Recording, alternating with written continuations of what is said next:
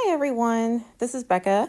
I'm here with an introductory tutorial for how I have been using ZoomNotes for digital planning. So if you're new to ZoomNotes or new to digital planning, hopefully this video will help get you started. I do use the full version of ZoomNotes for my digital planning, but for the purposes of this tutorial, I went ahead and downloaded ZoomNotes Lite, mostly because I already have my ZoomNotes interface customized a little bit, and I wanted to start this tutorial from a blank slate. So I'll go ahead and open up the ZoomNotes Lite. It looks pretty similar, or identical really, to the full version. So hopefully everything that I've been doing in the full version will be available in here. So to start with, you would want to go into the plus sign in the upper left-hand corner. And this would be assuming you have already either purchased a PDF planner from a creator or you've designed your own PDF planner in Keynotes or whatever it is you use. So I have already purchased a PDF planner that I am using for 2019. So from here, I'd want to go to Import. And I store all of my files in my iCloud drive. You can see here, you could be using Dropbox, Google Drive, any of the other ones that you would like to use. I just happen to use iCloud. So I'm going to go ahead and tap Import from iCloud here at the bottom. And I'm going to go over here and hit Browse. So starting from the top folder of my iCloud drive, I have them stored here. And the planner that I use for 2019 is going to be this landscape planner from Boho Berry. It's the bright colored, it's the dated version of the planner. So after you tap on that, you'll want to go ahead and do Import as Document. Let that load for a little bit. And here on this front interface, you can always create folders if you would like to have multiple kinds of documents. I'll go back here real quick. All you need to do really is just tap on one of these until they have this yellow box around it. And if you tap and hold and drag it on top of another one, you'll see it puts it in a folder. And then you can just tap on the word folder and you can just name it whatever you would like. And then you can keep categories of documents that way if you would like. It also comes with this default planner here. I don't use, so I usually just go ahead and hit that trash can and delete this one. Okay, so into the Boho Berry planner that I have set up. This is what it looks like right out of the gate. Brand new planner, the default interface. You can see, oops, sorry about that. You can see if you go up here to the, actually I can turn on the laser pointer tool, I think. There we go. Laser pointer tool. So if you go over here to this upper right-hand corner, there's a little page there. If you tap on that with your stylus, that gives you the navigation button. And so you'll notice right now, so this little arrow here, this little page with the right arrow is what navigates between your pages. And you'll notice it loads in this pixelated manner and it's a little bit slow sometimes. So the first thing you want to do when you have a new planner is change a couple of those settings so that it will load a lot quicker. You'll want to go back up here to the upper left-hand corner, which is over here on this arrow, to go back to the main settings. You'll hit this cogwheel in the upper left corner. And you'll go down to Interface. And you'll see this option here about 5 down that says Tiled Drawing. You can toggle that off and on. So when you toggle it off, it won't load in that boxy, pixelated way that we were seeing earlier. So you'll turn that off, hit Done, go back into the planner, open up the page navigation, and you'll see it already loads so much faster. Originally, that was all I needed to do, and I thought my performance was fine. Not too long after I started using ZoomNotes, I saw the creator released an update about PDF caching. So I now do that as well because it's supposed to help with performance. So again, you'll want to go up here to the top of the screen where you see the Z and the name of your document. Tap on the Z, and that will take you into your page settings or your document settings. So here is where you can name your planner. So I would just name mine 2019. The second option here I like, called Has Cover. I turn that on. When you turn on Has Cover, when you're in the main setting of your ZoomNotes, you'll see it show up as the little picture for your planner. So if you don't have that turned on, and let's say the last thing I do on my planner is I'm on this page, when I go back to my home screen, you'll see that that shows up for my planner, the last page that I was on. But if you turn on Has Cover, then whenever you go back, it will show the front page, which I like because I like to decorate and put the 2019 and all that. So it'll show you the cover of your planner there if you choose that second option. Obviously, you don't want it to be read-only. So the other option that the developer came out with is this one here that says PDF page caching. And his recommendation was to turn that on. And with those two settings, you should notice you can get through your planner pretty quickly. This planner that I bought from Boho Berry came with the links working on the top tabs and the right tabs, so you can easily navigate. They sort of have that little grainy look to them as they load. I think that's part of the caching, because if I go back and tap on them after they've loaded once, you'll see they load very quickly and very clear. So with those two settings, performance is usually, I haven't had any problem with it compared to GoodNotes. I do like to change my interface around a little bit. So that's the main reason that I wanted to use this ZoomNote Lite feature, because my other ZoomNotes is already customized and it won't look like this. So I was going to go through some of the options for customizing your interface if you want to change it around. Some of the things that I don't like is that I thought it was a little too cluttered with buttons that you didn't need. Specifically, and for me, and this one here in the upper left that looks like the arrow, that's the laser pointer tool. So specifically for me, if you look over here on this left side, there's this little layer button right here, and that brings up the layers. ZoomNotes allows you to have multiple layers. If you're familiar with Photoshop or Procreate, it works similar to that. You can have several layers and put elements on each one and lock them when you're done editing them. But if you notice over here in the upper right-hand corner where this diamond is, this will also open your layers tool. So to me, that was a little bit redundant. Those two buttons seem to do exactly the same thing. The other button that I found redundant is the settings button up here, this little cogwheel. If I'm in like this pen tool, you'll see in the upper left-hand corner of this, there's a little cogwheel and it takes me to my tool settings. And if I tap on the cogwheel up here, it takes me to the tool settings. So you can get to the settings for your tool from this button in the upper left, or you can tap on the tool that you're using and tap on the cogwheel and it takes you there as well. So that button to me was also redundant. And the other one that I don't use is actually this one up here that has the title and the Z. Once I load my document and I turn on the Has Cover and I turn on page caching, I never use that again, and I don't particularly care about seeing the name of my document up there. So I turn that off to clean up my interface because I like to add buttons to the top. Obviously, if you ever want to get into your page settings or if you like seeing the name of your document, then just leave that on. But for me, it wasn't needed, and I like adding buttons up there and kind of cleaning it up. So I'll go through the main areas that I went through to change my interface. From this home screen, you'll go back to your cogwheel in the top left and open settings. First one we have is general.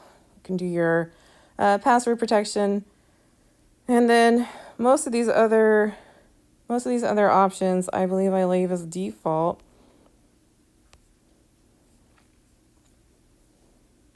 Yep, I think I left these all as default. These were all fine. Palm rejection, not really an issue if you're using a Apple Pencil, which is what I use, so I don't need to mess with the palm rejection. If you were using a different stylus from Apple, there's probably really good settings in here that you would want to go through. I don't need to with the Apple Pencil, so I just left everything in there the same. So the main one here is the interface. This is obviously where we were in earlier to turn off tile drawing. So you have two main toolbars, one across the top and one across the side. You can move the top one to the bottom, or you can move the left one to the right. Personal preference. I like them being at the top and at the left, so I did not change them. And then you have a toolbar pop-out time. When you tap on those toolbars and they slide out, how long they stay open. I've left mine at 5 seconds so far. I may change it later. I don't know. This next one here, tool button size. I turned mine as small as it would go because I felt like the interface was a little big. I'd probably even like it if it was a little bit smaller, but for now, that's as small as it goes. Preview text size, I left default. Laser pointer, probably not going to use unless you're filming a video like this. The page bar vertical. So you remember when we were in the document earlier. Now you can see the interface is much smaller after you put those icons as small as they go. So the page button is this one over here in the right. It looks like the page, and it's what you use to navigate. ZoomNotes is really not as good with the swiping as GoodNotes. I have a really hard time, as you can see, getting it to swipe successfully. So I get to the point where I just leave this page button open, and this is how, if I need to go through my pages, I navigate. But I really don't even use it that much. I usually put links in. I use the links on the top and the side that came with my planner. In another tutorial, I'll go in more about the links that I have set up. So I have links all over my planner, and I try not to really need to swipe that much anyway. So really the main thing that I use this page navigation for is this second button over that says the 42 out of 106 right now. This will open your outline view, which we'll get into later. But that's really the main reason why I use it. However, I leave it open all the time, and as you can see, as it is, it's blocking part of my planner. So if you go back into settings, we were under interface. If you go back down to page bar vertical, that will take it from blocking the top of your planner, and it'll move it to go along the right-hand side of your page. So now you can see it goes along the right-hand side. It's not blocking anything anymore. So I leave it open all the time if I need to do a quick navigation or get into my page settings. We'll go into that stuff later, but I like to have it along the side there so I can keep it open. And the last thing that I have for the interface is down here at the bottom where you can change your color schemes. So we'll get into some of this a little bit later when we go through the interfaces. If this video gets long, I may have to break it up into another one. You can create your own custom color palettes. And then you also have a global color palette. And then this here at the bottom for the screen button colors, this is all personal preference. Your bar background is the interface along the outside of your planner. I changed mine to a darker color, and then I changed my bar buttons to like a bright purple. And obviously, if you mess up down here at the bottom, there's a thing that says default. You can always change it back to the default, so feel free to play around with it. If you hate the way the colors look, go back to default.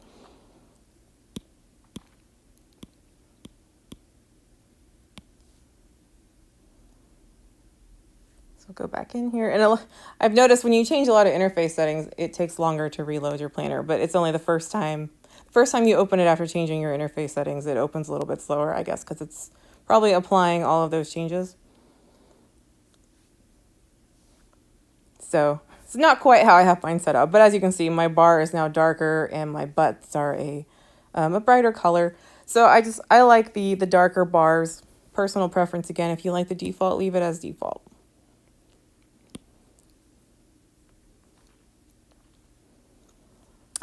Everything under drawing, a lot of it is personal preference, and I have not played around with all of these yet. The one that I do sort of go back and forth with here is the select tool mode. So if you do a select tool in close, then when you're selecting a tool, when you're drawing a box on your page, you have to fully encompass your item in that box for it to select it. If you change it to overlap, it works a lot like GoodNotes does. You can take your little lasso tool and you can lasso right on top of a little part of the picture, and it'll pick up the whole image. So in the beginning, I kept it on in close, but now that I've been using my layers more, I find that I really like overlap. It works a lot like I'm used to with GoodNotes, and I can just easily drag things around. I'll leave it on overlap, and we can look at the demo a little bit later. I haven't really messed with any of these other settings because I haven't found the need to so far. The other big area that I like to modify is this one called workspaces. So once you get here, you want to tap on the little I next to your main workspace. And you can name it if you're going to have multiple workspaces. I've only had one so far. It allows you to add a password if you want to.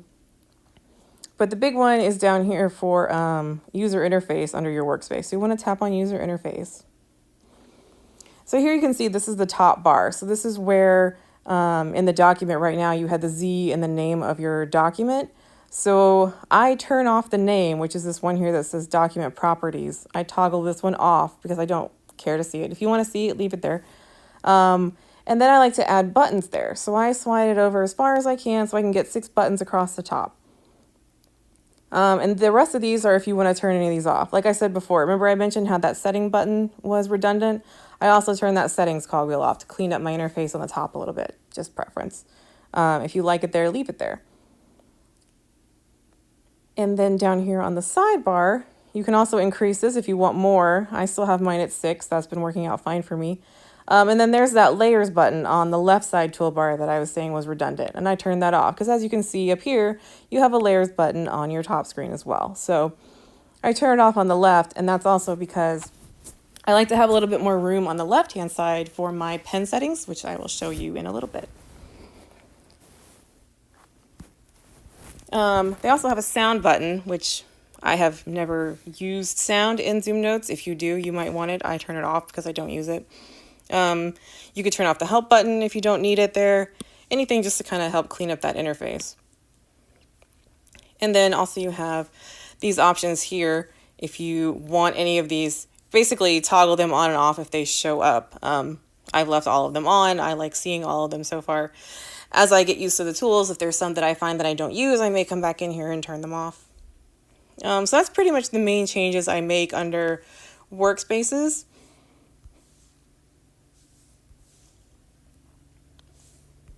Now we'll go back in here.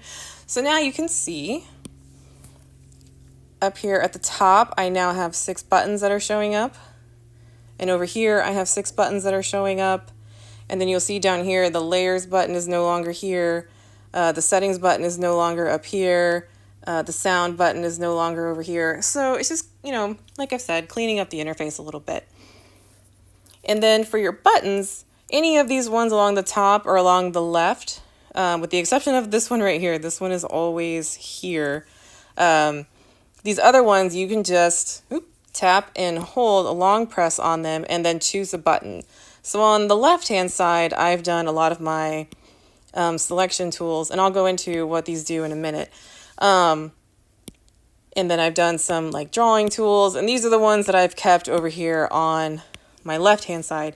And then at the top, I've put in a lot of my, this is because I'm using the light version.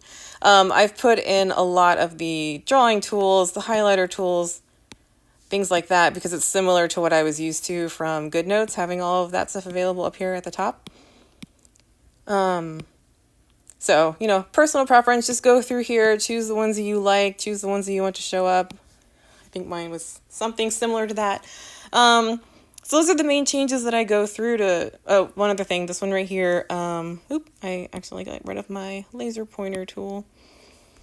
This one over here at the left that I was talking about, that's always here. These are your favorites, which I don't think I can save in the light version, so not sure. Anyway, when you pull these out, these will be the favorites that you save for that tool. So it could be your text tool, it could be your pen tool, your shapes. All your favorite settings will be here. And then if you hit the little cogwheel here on the very far right, I go down here to where it says dock. And I hit that, and you'll see instead of it being a pop-out now, it now fills in this last bit of space I have over here. So all of my favorite pens are always docked over here to the left. So once I've made all these changes, I've actually been really happy with the interface. I wish I could get rid of this one down here. I don't use it. I thought that arrow would get rid of it, but it just closes your bar. So hopefully in a future version, maybe they'll get rid of this, because this little hand down here that I don't use is the only part of the interface that sticks out that I really don't care for. It'd also be nice if maybe I could get some of these page buttons to just go along the top here. there's plenty of room, and then I wouldn't have anything across the bottom or the right. But that's probably just me being a little OCD about it. So yeah, that's pretty much it for my interface. So now that you've seen how I make all those changes, I'm going to go ahead and close out of ZoomNotes Lite. And down here on my bar, I have the full ZoomNotes docked. So here's what I actually ended up with. It's pretty close to what I set up in the other one. So yeah, this is how I ended up setting up my interface with the darker colors. This is the 2019 planner that I am currently working on. And then I have an older boho berry planner over here in a different color scheme that I've been playing around with. So before I make changes on my main planner, and if I'm not sure what a button does, I go over here and I play around with it. So I'll go ahead and use this planner as I go through these tools with you.